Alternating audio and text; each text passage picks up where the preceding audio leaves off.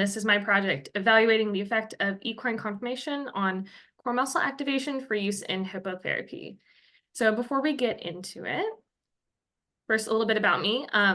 Like was mentioned, I just graduated from Concordia University in Irvine. These are my grad photos with my wonderful lease horse, Levi. My primary experience in the equestrian world beyond the Shea Center is I'm a hunter jumper. I've been with the same trainer for about 9 years. And in that time, I've gotten the opportunity to ride a lot of different horses that have always felt really different from my body. So that was something that I always had in the back of my mind as I was creating this project, like how one horse feels different on my core and the rest of my body than, say, a different horse.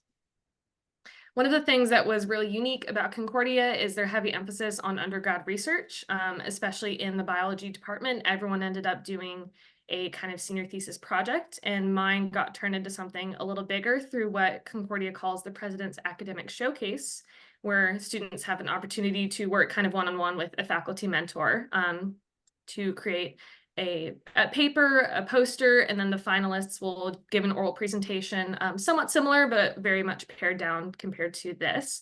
And this is me with my mentor, Dr. Meyer, and we were actually privileged enough to win the showcase this past year with this project, which was pretty exciting.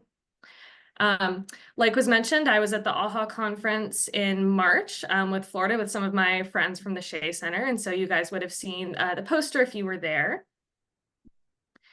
And then I'm actually a recent, I guess, graduate from, I don't work for the Shea Center anymore. I had to stop to get that A in biochemistry settled down, but I'm still very close to the Shea Center and love to keep updated on how all the clients are doing and how my favorite horse, Captain Jack, over there is doing. So now for a very brief background, because everyone here is a professional in hippotherapy, we're just going to run through this pretty quick. It's PT, OT, and speech language pathology that utilizes the movement of the horse as a treatment tool, as seen here. And it's a super unique form of treatment because a horse walks about 100 steps per minute. And so in a typical therapy session that lasts about half an hour, you're giving your client over 3,000 neuromotor inputs to the patient. And no other therapy really mimics the human walking like the natural gait of a horse. You can't really replicate it on, say, an exercise ball or any kind of machine. And so this makes it a really crucial aspect of therapy, especially for like non-ambulatory clients that maybe this is the closest they'll ever get to simulating a regular human walk. And then participating in therapy at a therapeutic riding center not only contributes to the patient through physical benefits, but also psychological and social benefits. They get to interact with other clients. They get to build relationships with their ground drivers like me and their sidewalkers and their therapists. This client in particular is pointing back at one of his friends who's riding behind us, and he's just so excited that he has his friend coming with him on the barn walk. There's been quite a limited research into how horses are actually selected for use in hippotherapy. So when I was looking up kind of other studies to emulate, I only managed to find one study from Romania with a very limited view of just like the personality of the horse. So nothing was looking on how horse conformation could affect the rider, even though, as we can see in this photo by Dante and Benny, I mean, horses can be vastly different from each other. So I had kind of three main purposes to this. The first was to explore how therapeutic riding centers compose their herds and how physical therapists then pick horses to use in their treatments. Secondly, to address the research gap and try to obtain some form of objective data for how horse conformation can affect muscle activation in the rider. And then finally, to explore whether the differences in muscle activation between riders could be based on like broad categories of draft horses. And so I was initially thinking like drafts versus non-drafts. And my first thought was that drafts would have a much lower muscle activation because they're bigger, they're stockier, and they tend to like not move as much, or at least that's what you would think. And now I want to talk a little bit about what I mean when I say equine conformation. So a horse like this that is kind of thin, has a very narrow pelvis and very narrow back, tend to move at like a lower amplitude because they don't have as much just movement in their body, but at a higher frequency. Whereas a horse like this that is wider has more of like a swinging motion, thinking like a really big like rocking horse motion, and they take bigger steps. And so they're able to cover the same amount of ground at like a lower frequency of movement. And just the difference between those can affect how the rider is sitting on the horse and maybe how hard they're working in their core to stay just in the middle. One paper that I cited from Johnston said that stockier horses tend to be much broader in the pelvis. So if you measure from like the tubercoxae, which is that like protrusion from each side of the hip, if they're wider, then that tends to have less movement in the spine, whereas more kind of sporty horses tend to be narrower in the pelvis, which would then lead to more movement in the spine. And that movement in the spine, both with like extension of the spine and flexion, will tend to have a longer strided horse, which will then produce more movement in the rider's pelvis and would require the rider to have more muscle activation. So if you're sitting on a horse that is very smooth, is not moving a lot, your pelvis is moving less. And so your core is having to work just slightly less hard to stabilize you and just keep you in the middle. So I had 8 horses that I used to kind of test this theory. I have 4 draft horses and 4 non-draft horses, and you can see they're kind of denoted by the blue text for draft horses and black text for the non-draft horses. We kind of ran the gamut of ages. My youngest horse was 9 and my oldest horse was 21. I had everything from a couple Gypsy Vanner horses, a Gypsy Draft Cross, 2 quarter horses, a Fjord, and then a Morgan and a Lusitano. And they ranged from about 830 pounds to over 1,300 pounds. So a really big difference in between all of these horses. This is a better look at them. Again, looking at the draft horses on top and the non-draft horses from the bottom. And even just from looking at them, I want to draw your attention especially to, say, like the horse on the bottom left, Major, where he's all legs and all back. And his back is very, very long. And so he takes like really big steps when he walks and he swings a lot. Versus if you look at, say, Alec on the top, kind of in the middle, he's quite short and his back is quite short. So you would think that just sitting on the 2, if you kind of like closed your eyes, you would be able to tell the difference between the horses. And so I wanted to see if there was like a definite difference between the input that the riders were getting from these horses. So for my methods, the first thing that I did was I sent out 2 surveys. One was to therapeutic riding centers, and those were contacted through Path International, and then also to physical therapists that worked at those therapeutic riding centers, and that was through AHA. And I want you guys to kind of keep that in the back of your head because that survey is going to come up later. Looking for like what they look for in a horse. You know, some horses are bred to be Grand Prix show jumpers. Some horses are bred to, you know, herd cows. Some horses are bred to be like family horses or are naturally very good therapy horses. And so they're so different. So I wanted to just find out, well, what are you even looking for? You know, if you're going out to an auction or the market and you have a limited budget, limited space, as we all do, what type of horse are you going to buy for your program? And then I had a qualitative analysis where I was kind of extracting themes from more open-ended questions, and then a quantitative analysis where I was ranking important variables that were asked about from these surveys. The second part was a muscle activation analysis. This was done using electromyography, which measures the amount of electrical stimulation that your muscles are producing when they're being activated. So I had 5 surface electrodes. 2 were on the abdominal obliques, as you can see in the top right, and then 2 were on the erector spinae that were on the bottom left. And then finally, there was an accelerometer that was placed that will be used in further study. These muscles were selected based on the accessibility by surface electrodes in relationship to pelvic rotation. So because these are surface electrodes, I was kind of limited to the outer layers of muscles. You know, I couldn't get the inner obliques or the kind of deeper core muscles, like I couldn't get the multifidus muscle because I was limited to the surface. So the way that I did this was I had kind of 2 groups. Group A rode in the morning, and so I had 5 subjects that rode horses A through D. And so I had 2 draft horses and 2 non-draft horses. And then they rode 5 laps per horse. So at the end of it, each horse had about 20 data points of how they were activating the rider's muscles. And then this was repeated with group B in the kind of afternoon. And there were 5 more subjects and then 4 more horses.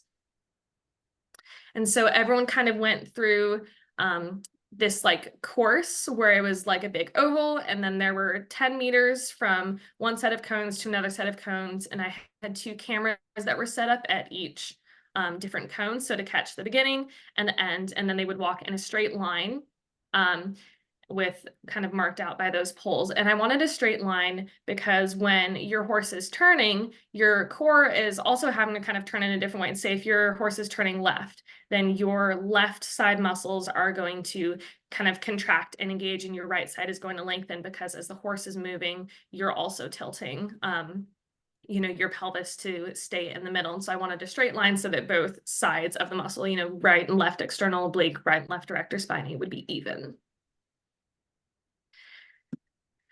So coming back from the surveys, I had about 20 therapeutic riding centers that answered my survey, and the vast majority had their herds composed of quarter horses. And we love quarter horses. They're strong, they're steady, they're easy to work with.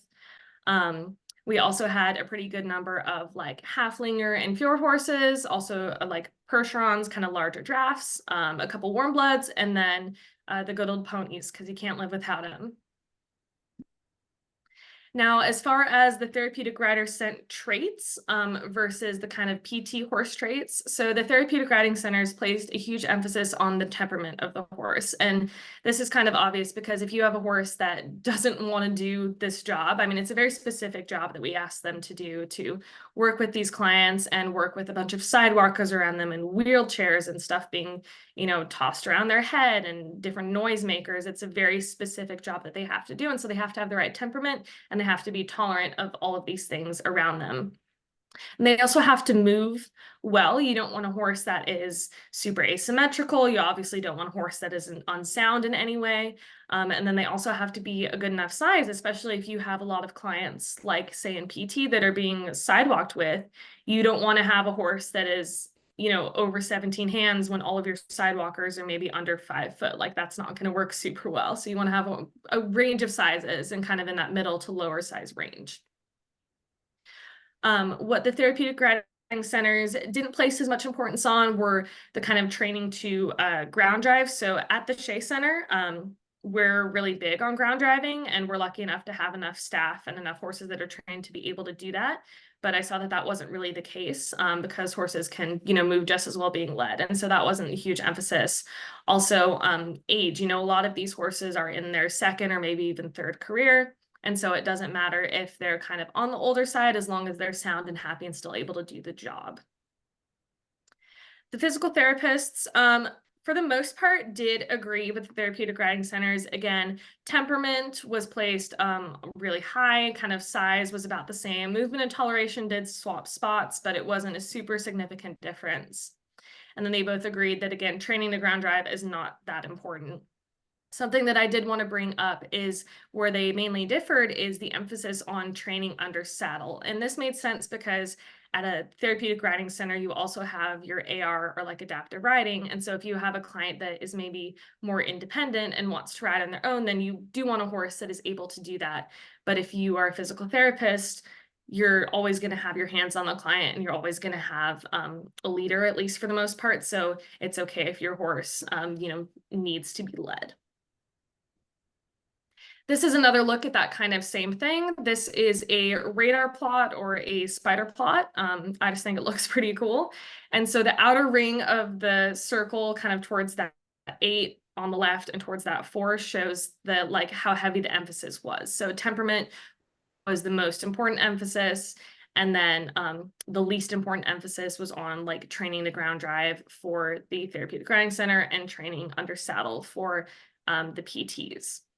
And then you can see where movement started to differ. So the PTs placed a lot more emphasis on the movement of the horse, which makes sense because as a physical therapist, you're using the movement of the horse to assist you in your treatment of that client. And so it's really important that your horse moves well and in the way that you want them to. So when asked about the kind of desirable qualities of equine movement, physical therapists shared that rhythm, soundness, suppleness, adjustability and speed, and pelvic movement were all really important because the horses needed to be able to stimulate both balance and core challenges and be able to prompt kind of an adequate arousal level for the client. Again, symmetry was also very important for a horse, because if your horse is very asymmetrical, then that will kind of exacerbate any asymmetries in a rider. If your horse likes to pop his hip out to the right, but your client also has kind of issues on the right-hand side, then you're not really helping each other, you're kind of making each other worse. So you always want to make sure that your horse is well-trained and straight. Clients obviously have to be assessed on an individual basis. So say two clients both have spina bifida, even though they have the same client diagnosis, they might require different treatment types of horses due to variations on their conditions, different goals, different treatment plans that the therapists have. And also like different availability of the horses in the barn is important to take into account as well. Specific movement characteristics of the horse, again, like smoothness, the amplitude of movement, and base of support are considered when choosing a horse. So if you maybe have a client that has a condition that makes them really tight and spastic, you don't want a horse that is super wide in the back, because you're going to cause like undue strain on the hips. You maybe want a horse that's a little narrower. Or if you have a client that has extremely low muscle tone and has a hard time staying in the middle, then you would maybe want to provide a wider base of support in your horse, and you wouldn't want a horse that is so narrow. The most common diagnoses that were treated using hippotherapy include cerebral palsy, autism, Down syndrome, congenital disorders, stroke, multiple sclerosis, and traumatic brain injuries. And then contraindications to using hippotherapy were low back pain, unstable joints, obviously anything that would be harmed by the movement of the horse, and then severe behavioral issues when it would contribute to like an unsafe environment for the horse or anyone around them. Overall, everyone kind of agreed that yes, the movement of the horse makes a big difference, even the movement between horses. So like a higher quality movement of the horse will lead to more efficient therapy sessions and overall better outcomes for the clients. And then selecting horses with desirable movement characteristics can accelerate progress and provide more helpful information like about the client's abilities. So if you have a horse that moves in such a way that will benefit your client, then you're going to see that difference. And we'll talk about a couple little like theoretical case studies in a few moments. So this was one of my results. This is a chart showing the right erector spinae muscles from group A. And so I have all 5 of my subjects and then all 4 of my horses denoted. And that kind of 0% line in the middle is the average muscle activation across all horses for all of these subjects. And then you can see where each horse kind of started to differ from each other. And then the average with that triangle, not triangle, like the pink square, shows the kind of grouping of all 5 of those riders. So in this instance, horses A and C were very similar. They both had movement that was about 20% above like the average activation. Horse B was slightly below, and then you can see that horse D had much lower muscle activation than the rest of his kind of grouping, and he was about 30% below the average. So overall, when looking at each other, I had kind of 2 different ways of ranking the horses. So for the placement scores, if the horse in that group had the kind of most activation for that rider's muscles, then he was given like 1 point. And so the lower amounts of points on the placement score denote like a high level of muscle activation. So if you look at Alec and Major, they both had like 35 points, and so they would be ranked first, whereas Shaw in this instance ranked 4th a lot of the times in muscle activation, so he got the most amount of points and was ranked like 7th. And then I also had the percent difference from the mean, and I would take the average of the activation of all muscles and all horses, and then I would kind of subtract the difference from the horse for that muscle and then divide it by the subject average and do kind of a lot of stats that I talked a lot with our stats professor about to make sure that I was doing it correctly and kind of found how far each horse differed from the mean from all of them put together. So that was kind of the rank that I used to talk about them in general. So if you look on that left-hand side, you can see the horses' names, and on the right-hand side, you can see the ranks. So Artex was like 2.72% above the mean. And so he had a huge amount of muscle activation, where then if you go all the way down to Captain Jack, he was about 2.5% below the average for each of the horses. So he had a much lower overall muscle activation. So this is a look at Artex, and I want to draw your attention to this rider's hips. She has a lot of like lateral and forward and back kind of pelvic rotation. So anterior, posterior is really being activated through his movement. And then this is another subject on Captain Jack. And you can see, even though he still has a good working walk to side motion, but not a lot of forward and back. And so his core muscles are not working nearly as hard on this horse because there's just not as much movement being created by this horse's walk. So now to just kind of discuss what all of this means. So the therapeutic riding centers and physical therapists both agreed that temperament, movement, toleration, and size were the most important attributes in a horse. So your first priority is that obviously your horse has to be safe for and tolerant of the clients. This is a big job that we ask them to do. And if they're not the right horse in their mind, then they're not going to be the right horse for your client. And your second priority is PTs needed horses whose movement and size they could use to benefit the treatments, to benefit the client in their treatments. And then the differences in the horse movement were able to be kind of quantified through EMG or through the electromyography.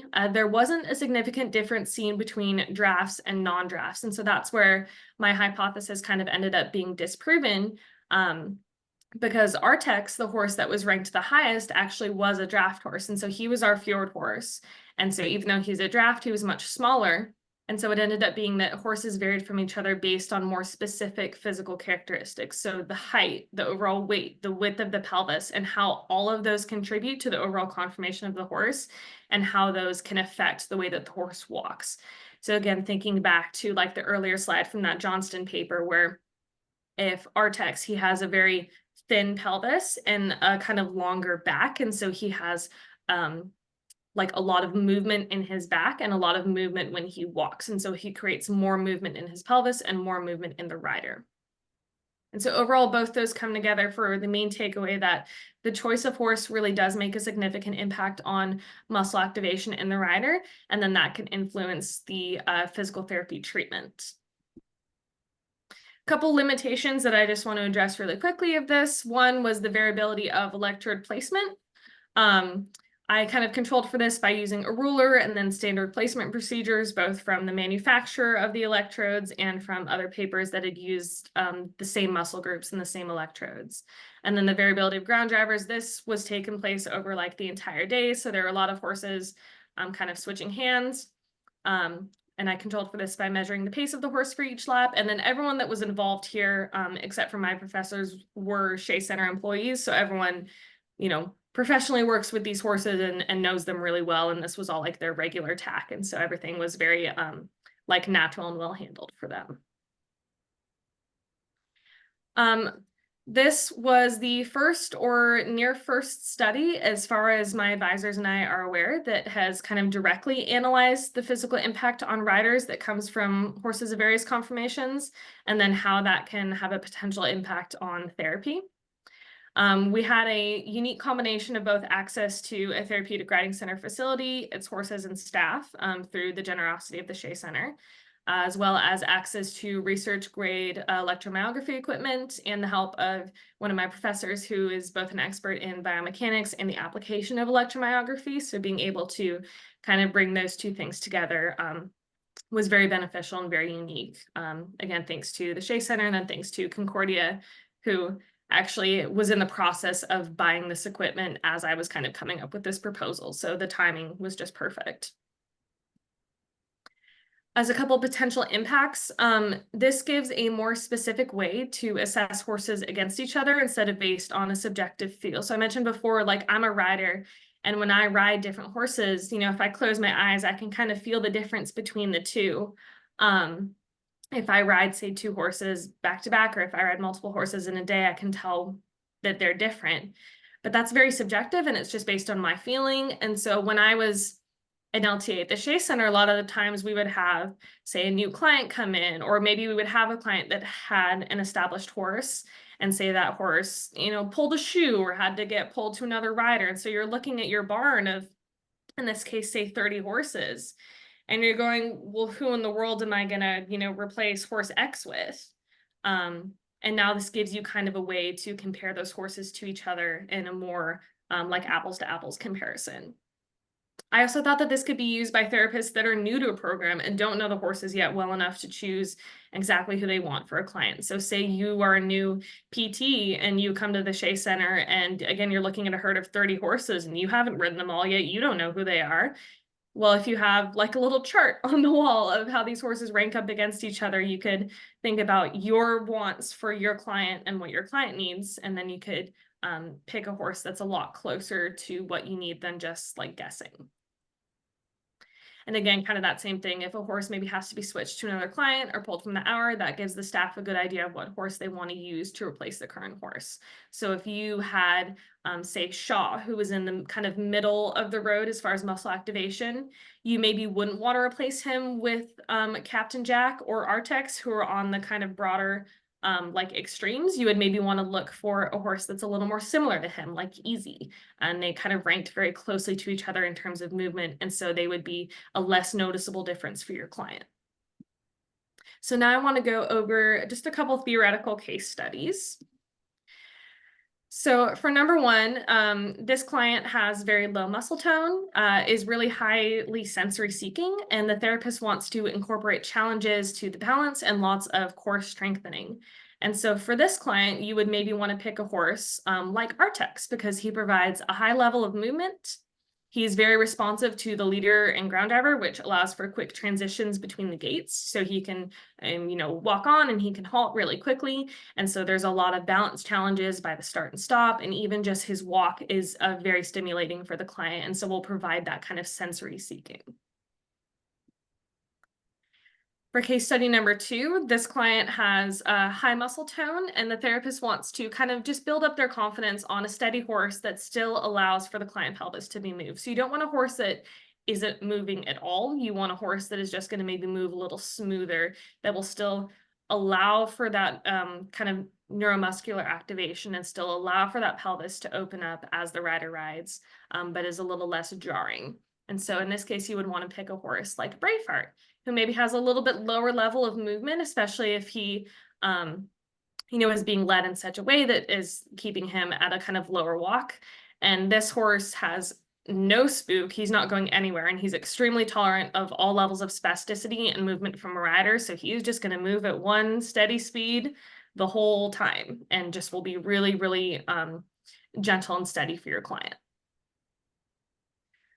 For this third case study, say the therapist wants to provide a challenge to the client's balance and posture and motor skills through vaulting. So if this client is really progressing in his treatment and wants to, you want an extra challenge, then you could pick a horse like Easy, who has a very medium kind of level of movement, middle of the road, but she also has a very wide pelvis and a flat and strong back that's easy to vault on. You're not vaulting on like a very thin horse. She has kind of this like tabletop back. And so you have a lot of room to place your hands and your feet and your knees to make sure that your client is being adequately challenged, but is not like toppling over all the time. And then finally, again, this theoretical client maybe has high sensory seeking, but has strong balance. And so the therapist wants to incorporate lots of forward motion and lateral work to further engage the client. And you would want to maybe pick a horse like Major here, who has a really high level of movement. Again, this horse is all legs, and he likes to maintain a working walk. This horse likes to work, and he likes to go forward. And he's also pretty well schooled in leg yield. So if you want to do lateral work, you can leg yield on the rail, you can leg yield in the middle of the arena, and you can have not just forward motion, you can also have some side to side coming from that horse.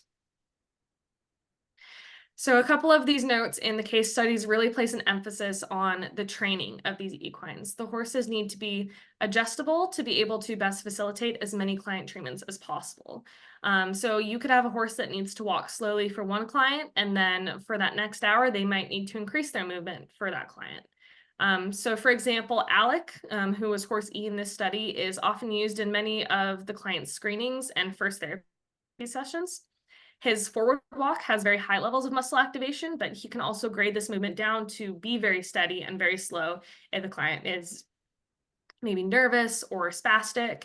And he's also very well schooled in ground driving. So the therapist has the ability to ask for lateral movement, forward movement, slower movement. They can do whatever they want on this horse because he's so well trained. And so that gives them the freedom to really expand their kind of horizons with the horses and how they can be utilized for their client treatments. So I want to talk very briefly about recruitment. So this study is ongoing. We're currently working on turning it into a manuscript to be published in some research journals. If you are working at a therapeutic riding center and you are an equine manager or an owner, and you could answer the therapeutic riding survey. We currently have about 20, which is a great number, but I'll leave that QR code up on the screen for just a moment. It's a very brief survey. It should probably take about 10 minutes maximum. But the one that I really want to recruit for is the physical therapist survey. So right now we only had 9 PTs that answered. Most of them were my lovely coworkers from the Shea Center. And in order to really get an accurate representation of the overall population of physical therapists in the country, we want to have as many people answer as possible. So I'll leave that QR screen up for a couple minutes and I'll briefly check on the chat.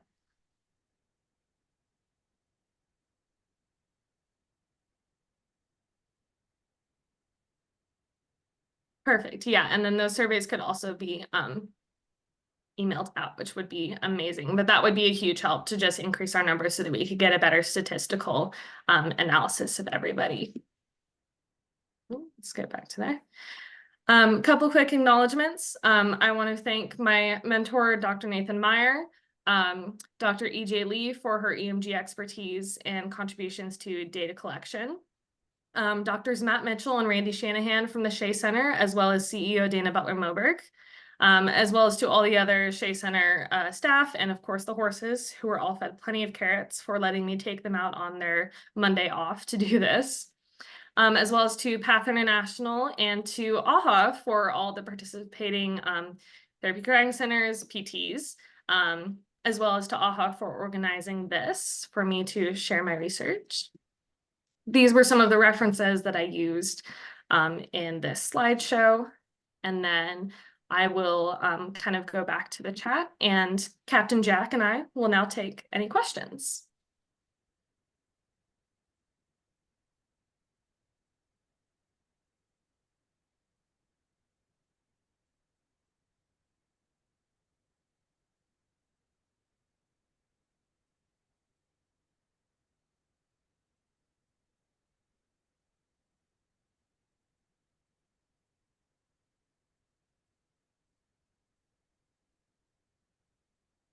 Were obliques considered? Yes.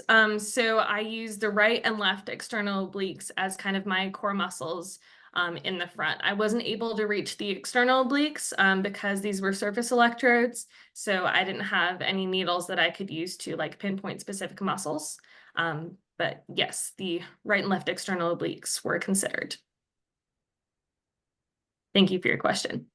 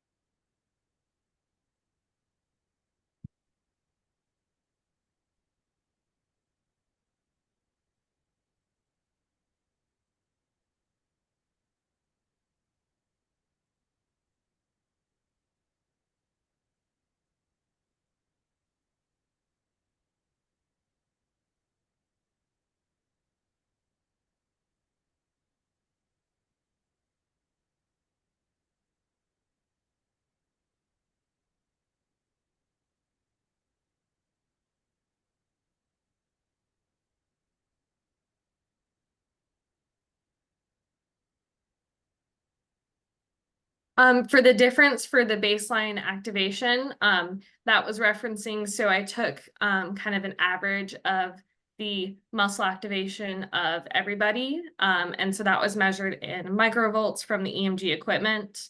And so I had a baseline activation for all the horses, all the muscles, all the riders, like across the day. And then that would be considered my baseline. And then I was looking at the statistical difference between, say, one rider and one muscle and one horse versus that overall baseline.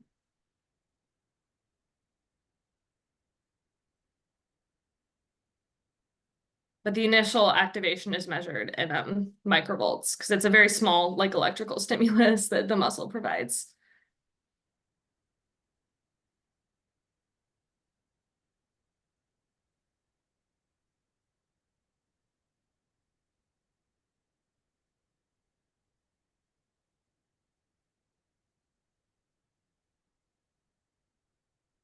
Yes, all the riders were able-bodied.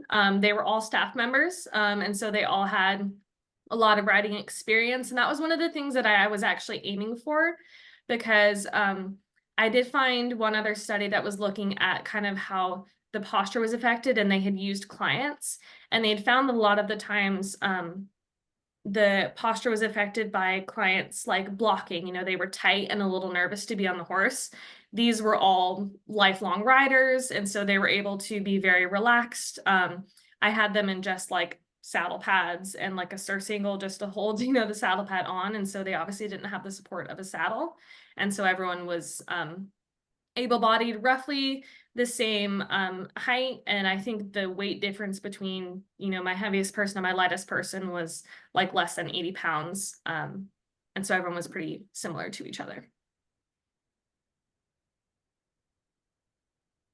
And that was another kind of added benefit as well, because if for any reason one of the horses got spooked, all of these people ride these horses every day. So they could, nothing happened. But if it did, everyone would have been very safe.